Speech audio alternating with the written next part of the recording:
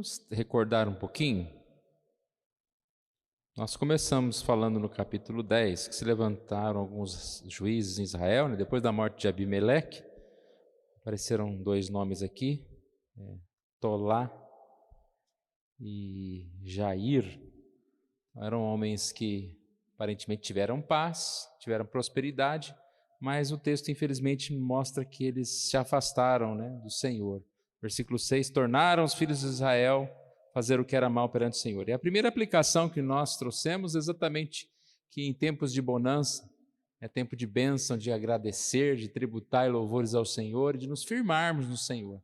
Mas infelizmente em alguns momentos nós nos afastamos do Senhor, né? Vamos viver essa vida boa, nos afastamos do Senhor. Então conta que diante dessa grande dificuldade, aqui na sequência do capítulo 10, diante dessa grande dificuldade, perseguição, o Senhor, assim, é convocado por eles, né? Senhor, livra-nos. E o Senhor diz, não, eu não vou livrar vocês. Livra-nos, Senhor, nós estamos sofrendo aqui. E o Senhor diz, não, peça aos seus ídolos para que livrem vocês. Eu não vou livrar vocês. E conta o texto que eles clamaram mais uma vez ao Senhor, deixaram dos seus ídolos e demonstraram arrependimento. E o Senhor, diz o texto, né, por causa da sua bondade, da sua misericórdia, resolveu socorrê-los. E nós falamos aqui como segundo ponto, que mais do que pelo próprio arrependimento do povo, foi pela bondade e misericórdia de Deus, porque Ele sabe que esse povo que arrepende hoje e amanhã está muitas vezes cometendo os mesmos pecados, né? Mas Deus teve misericórdia da dor daquele povo e providenciou assim para livrá-los. E aí veio a questão, mas como? Não se levantava ninguém para liderar, para governar. E nessa hora entra no capítulo 11 a história de Jefté. Então primeiro há uma breve explicação de quem era Jefté, para depois falar a respeito de que ele seria chamado para liderar o povo de Deus. Nós falamos a respeito da questão de falta de líderes, né? Às vezes o Senhor Deus quer realizar a sua obra, mas quem tem que realizar através de alguém, né? E aí um é chamado, não posso, não quero, e a obra vai ser concluída, mesmo se Deus tiver que chamar lá um homem que teoricamente não teria um bom currículo, né? Nesse momento Jefté era líder de vagabundo, então Deus foi chamar lá não eram vagabundos qualquer, era um líder dos vagabundos, né? Para liderar o povo. Então conta-se aqui que Jefté era filho de um gileadita e uma prostituta. E a ideia aqui é que ele foi rejeitado entre seus irmãos e por isso ele fugiu para uma terra chamada Tobi, e ali ele passou a andar, né, vagar ali como chefe de alguns homens aqui que eu chamei de vagabundos, né, que a Bíblia fala que eram pessoas desocupadas, digamos assim. Esse foi chamado, e quando ele foi chamado, ele sabiamente disse que iria, mas ele queria se tornar líder. No versículo 10 diz, responderam os anciãos de Gileade a Jefté, o Senhor será testemunha entre nós e nos castigará se não fizermos segundo a tua palavra. Ou seja, eles aceitaram este acordo. E Jefté, então, primeiramente, ele tenta convencer, né, o rei dos Moabitas aqui, com conversa. E aí a gente percebe que Jefté, por mais que ele estivesse, digamos assim, desviado, era uma pessoa que teve uma estrutura, ele conhece a história da igreja, ele conhece a forma que Deus age, né? Ele não fala eu vou livrar, ele sempre fala que o Senhor vai livrar, e ele vai até esse Amon aqui e explica tudinho para ele, né? Lembra da história? Amon fala, eu quero a terra porque vocês tomaram. Aí ele fala, não foi bem assim não quero de volta a terra que vocês roubaram. E Jefté fala, não foi bem assim não. Na verdade o que aconteceu há muito tempo atrás, nós iríamos passar pela terra, né? O povo entrou pela terra e pediu permissão para passar pela terra, e vocês não permitiram. E assim houve essa batalha que o Senhor assim nos deu a terra, por causa de vocês. Em resumo, foi isso que ele disse, mas não adiantou nada. E a gente falou a respeito, né, dessa questão da forma, né, que Jefté foi um homem aqui usado por Deus para realizar essa obra.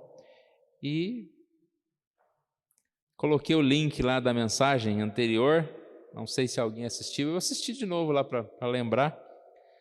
Põe em 2x que é mais rápido, você assiste em metade do tempo, né? Mas é interessante, a história é bem contadinha ali para nós, né? Segundo os comentaristas, o que foi estudado. Então nós vamos partindo aqui do versículo 29. O voto de Jefté, que é uma parte aqui acho que mais conhecida de todas, quando ele faz um voto, primeira pessoa que ele encontrasse, se ele ganhasse a batalha, ele ia assim, oferecer em sacrifício. E no capítulo 12, há uma parte aqui sobre os de Efraim, né, que começaram a querer a combater contra Jefté, porque não nos chamaram para a batalha. Então são essas duas partes. Vamos ler a primeira parte e depois a gente lê a segunda parte. Hoje é um pouco menor, né, o nosso estudo aqui, então nós temos essa oportunidade de guardar bastante. 29 até o 40. Então o Espírito do Senhor veio sobre Jefté, e atravessando este por Gileade e Manassés, passou até Mispa de Gileade, e de Mispa de Gileade passou contra os filhos de Amon. Fez Jefté um voto ao Senhor e disse: se com efeito me entregardes os filhos de Amon nas minhas mãos, quem primeiro da porta de minha casa me sair ao encontro, voltando eu vitorioso dos filhos de Amon, esse será do Senhor, e eu o oferecerei em holocausto. Assim Jefté foi de encontro aos filhos de Amon a combater contra eles, e o Senhor os entregou nas mãos de Jefté. Estes os derrotou desde Aroer até as proximidades de Minite, 20 cidades ao todo, e até Abel-Queramim, e foi muito grande a derrota. Assim foram subjugados os filhos de Amon diante dos filhos de Israel. Vindo, pois, Jefté a Mispa, a sua casa, saiu-se a filha, e ao seu encontro, com adufes, com danças, e ela era filha única, não tinha ele outro filho nem filha. Quando a viu, rasgou as suas vestes e disse: filha minha, tu me prostras por completo, tu passastes a ser a causa da minha calamidade, porquanto fiz voto ao Senhor e não tornarei atrás. E ela lhe disse: pai meu, fizeste voto ao Senhor, faze, pois, de mim segundo o teu voto, pois o Senhor te vingou dos teus inimigos, os filhos de Amon. Disse mais a seu pai: concede-me isso, deixe-me por 2 meses, para que eu vá e desça pelos montes e chore a minha virgindade, eu e as minhas companheiras. Consentiu ele, vai, e deixou-a ir por 2 meses. Então se foi ela com as suas companheiras e chorou a sua virgindade pelos montes. Ao fim dos 2 meses, tornou ela para seu pai, o qual lhe fez segundo o voto por ele proferido. Assim ela jamais foi possuída por varão. Daqui veio o costume em Israel de as filhas de Israel saírem por 4 dias, de ano em ano, a cantar, e em memória da filha de Jefté, o Gileadita. Bom, primeiro vamos ver aqui o início. Ele conversou e não adiantou, então somente a guerra, porque o Senhor queria livrar o povo dele, o seu povo. E qualquer confronto contra o povo do Senhor é um confronto contra o Senhor. A ênfase, mais uma vez, não é na força de Jefté, mas no Senhor. Versículo 29 diz: o Espírito do Senhor veio sobre Jefté. Mais à frente, no final do verso 32, diz: o Senhor os entregou nas mãos de Jefté. O Senhor os entregou nas mãos de Jefté. Ou seja, Deus deu a vitória. Deus deu a vitória e só o Senhor é que dá a vitória. Nós aqui percebemos que na história, lá em 1 Samuel 11, começa a contar aqui que graças a essa coragem de Jefté, os amonitas não ameaçaram os israelitas por mais de 50 anos. Então houve um grande livramento. Mas aqui há algo muito estranho, né, que vai ser fonte aqui da nossa conversa por uns próximos minutos, que é um voto desnecessário. E não só um voto desnecessário, como um voto super estranho. E já adianto, há duas interpretações desta passagem. Uma, que realmente o voto estava relacionado a entregar e matar a pessoa que ele encontrasse. Mas uma outra explicação diz que o voto estava relacionado a ele oferecer, aquela pessoa seria oferecida ao Senhor para, digamos assim, ser exclusiva do Senhor pelo resto da vida. E se fosse um animal, esse seria sim oferecido, morto, como sacrifício. É mais fácil a gente entender esse texto que realmente ele ofereceu em holocausto, ou matou a pessoa.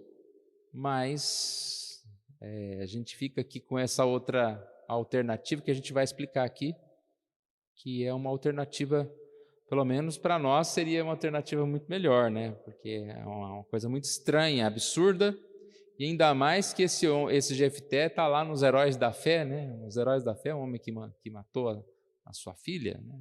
Mas é isso que está aqui. Vamos lá então?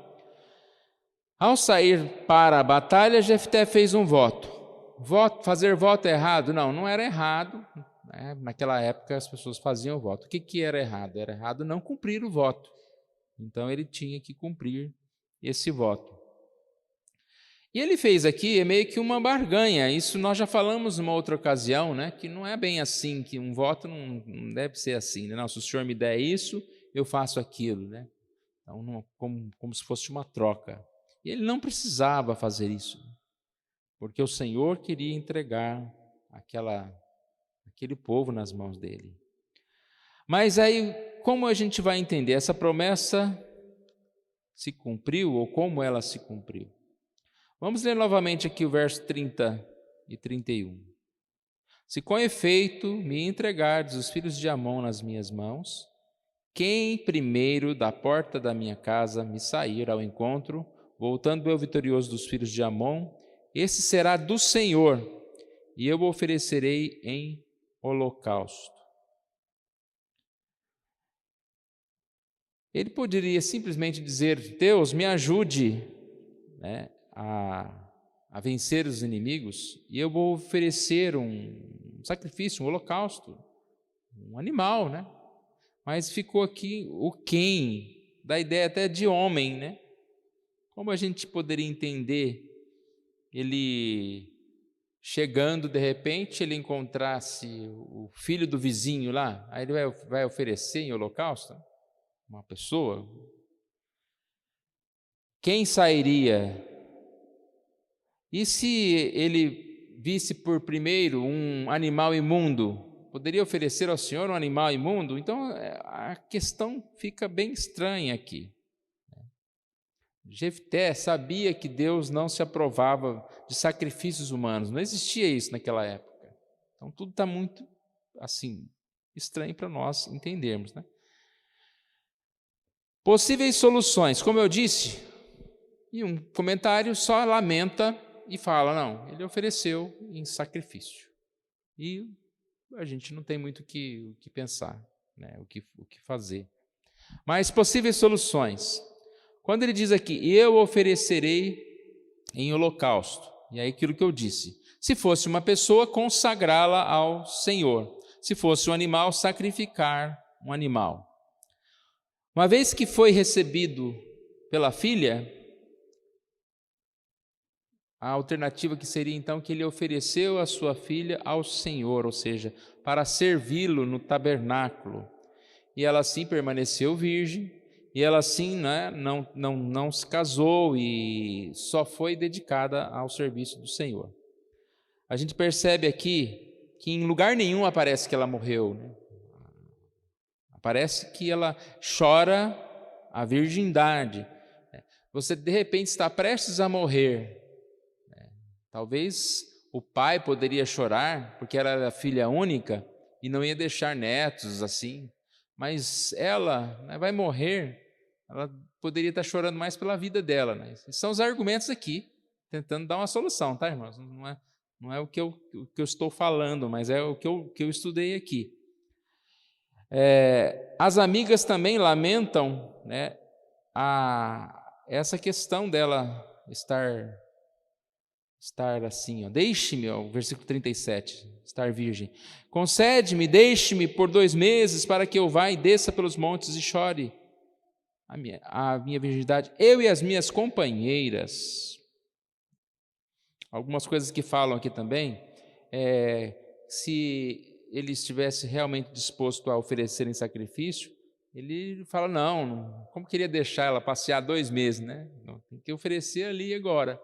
Então dá a entender que poderia ser essa lógica aqui, dela ser oferecida não morta, mas oferecida ao Senhor, para servir ao Senhor.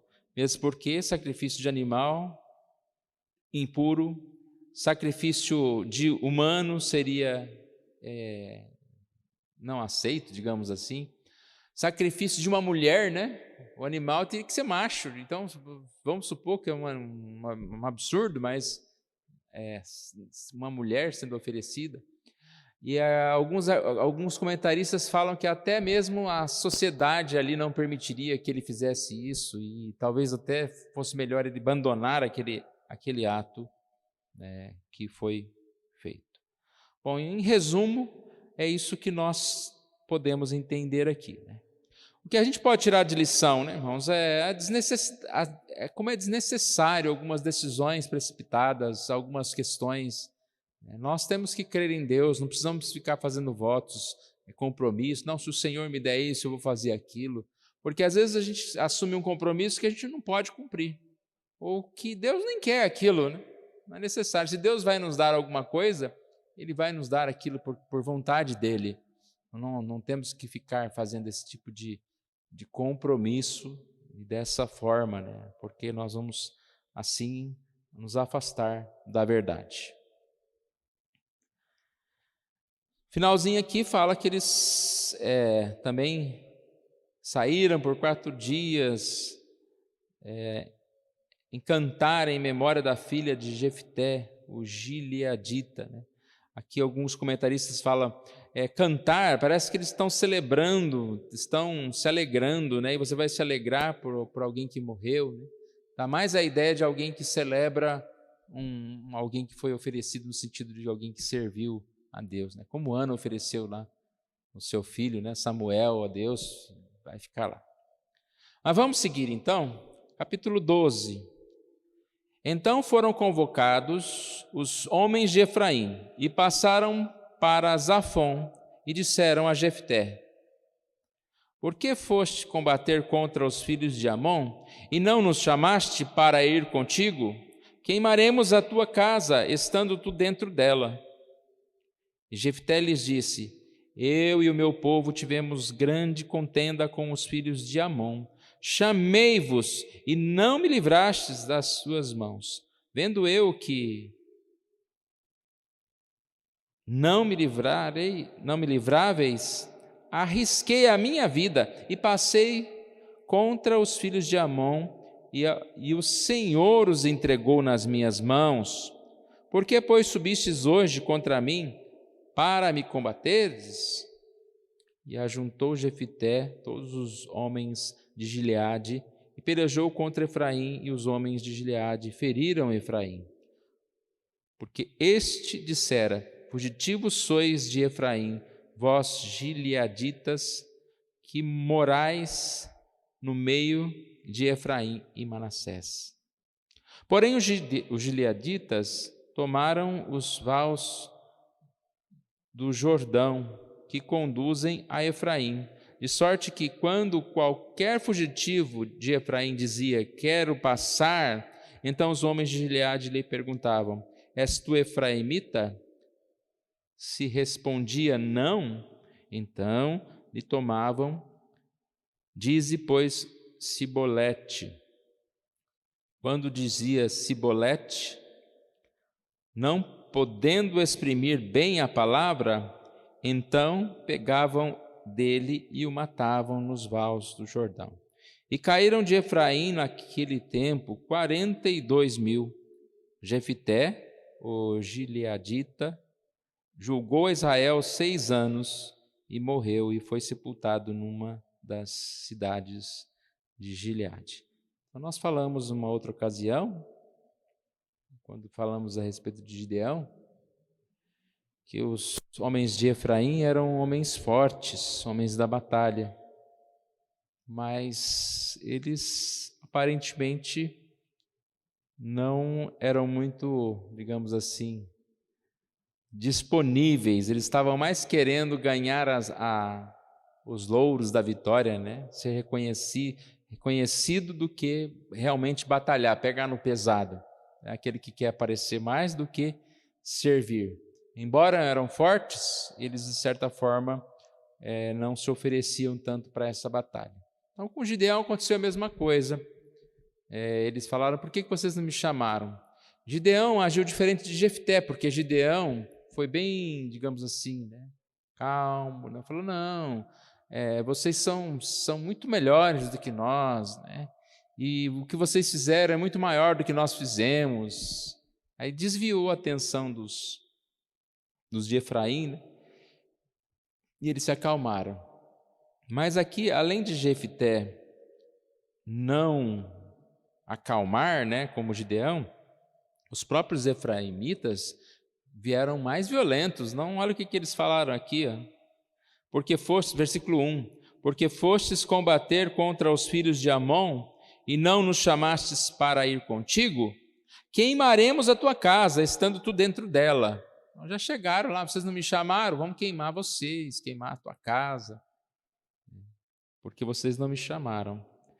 E a resposta aqui de Jefté foi que sim, nós chamamos, mas vocês é que não vieram. Ou seja, alguma coisa está errada aí, né? Vocês que não quiseram participar. E é isso que Jefté diz, né? Então ele Jefté lembrou que a preocupação era dele, né, era maior derrotar os amonitas do que ficar guardando os efraimitas vir ajudar. Então ele diz: vocês não vieram, nós fomos lá e combateram. Então dá a entender que eles chamaram os de Efraim, mas eles não vieram no tempo hábil para começar. Vamos começar logo sem eles, né? Aí depois você fala: mas como vocês começaram assim? Estava chegando lá, né? Não, o importante era vencer a batalha, não era esperar vocês. Aqui também ele fala, né, que se vocês estavam tão interessados assim, digamos, em resolver esse problema, já faziam 18 anos que os de Amon oprimiam o povo de Gileade. Por que eles não tinham se levantado antes? Lembra? Eu falei isso na semana retrasada, que na hora de combater, não tinha liderança. Ninguém quis, ninguém apareceu. E aí eles foram lá buscar o Jefté. Ou seja, os de Efraim estão falando o quê? Ué, vocês são tão fortes, por que vocês não lideraram então e já venceram há tanto tempo atrás, já resolveram esse problema? Agora que vocês querem resolver? E Jefté disse, né, não, convoquei vocês que não responderam. E aí que a gente vê, né, que Deus deu a vitória ao exército de Jefté.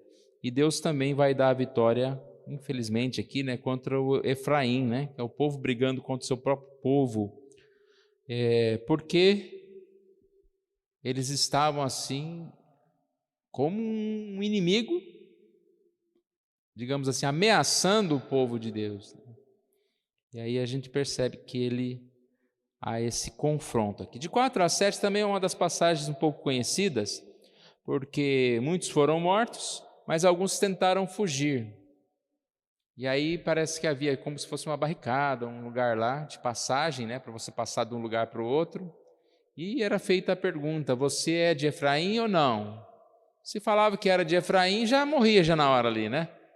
Agora, se falava que não era efraimita, aí eles eram convocados a falar a palavra, né? Shibolete, Sibolete. Então eles não conseguiam falar o Shibolete. Deu a entender que saía Sibolete, né? É igual pedir para um americano, por exemplo, falar uma palavra, né? E você, porta, é só a gente que fala daquele jeito, né? Então eles não vão conseguir falar da mesma forma, e você percebe, esse aqui é estrangeiro. E assim, muitos foram mortos. Aqui diz que 42 mil soldados foram mortos.